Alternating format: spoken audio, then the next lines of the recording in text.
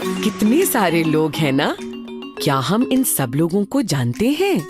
नहीं, इनमें से सिर्फ कुछ ही लोगों को जानते हैं और जिन लोगों को सबसे करीब से जानते हैं वे है हमारा परिवार।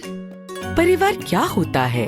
वे लोग जिनके साथ हम रहते हैं, जिनसे हमारा कुछ रिश्ता होता है। दुनिया में बहुत तरह के परिवार होते हैं। बच्चों, याद है चैप्टर 4 में हम मिले थे राजू के परिवार से। राजू के परिवार में कौन कौन है? देखो और याद करो। ये है राजू की माँ, उसके पिता, उसकी छोटी बहन दीपिका और उसकी दादी। राजू के परिवार में कुल 5 सदस्य हैं। और बच्चों, तुम्हें पुष्पा याद है? पुष्पा राजू के घर काम करने आती है। पुष्पा के परिवार में कौन कौन है? उसके परिवार की तस्वीर देखकर याद करते हैं। ये है पुष्पा की माँ और उसके पिता। ये है उसके 2 छोटे भाई और ये उसकी बहन।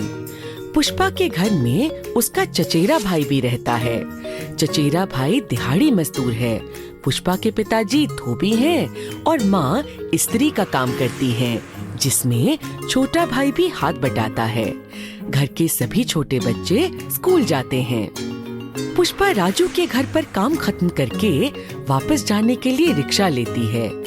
आज उसने जिस रिक्शे वाले को बुलाया उसका नाम आसिफ है। पुष्पा को छोड़ने के बाद आसिफ अपने घर की तरफ निकला। आसिफ के घर में 3 सदस्य हैं। वह खुद, उसकी बीवी अस्मा और उनकी प्यारी सी बच्ची हिना। हिना को आसिफ और अस्मा ने गोद लिया है और इसका बहुत लाड करते हैं। आसिफ के घर के नीचे एक परचून की दुकान है जिसे बालाजी चलाते हैं। वे अपनी बेटी रम्या के साथ दुकान के पीछे ही रहते हैं। कुछ समय पहले एक एक्सीडेंट में उनकी बीवी का देहांत हो गया। एक्सीडेंट के बाद बालाजी की दाहिनी टांग पर भी चोट आई, जिसकी वजह से वह लंगड़ा कर चलते हैं। रम्या अपने पिताजी का खूब ख्याल रखती है और दुकान के कामकाज में भी हाथ बटाती है। देखा बच्चों, कितने अलग अलग तरह के परिवार होते हैं। कुछ बड़े, कुछ छोटे और अलग अलग तरह के सदस्यों वाले। तुमने भी अपने आसपास अलग अलग तरह के परिवार देखे होंगे।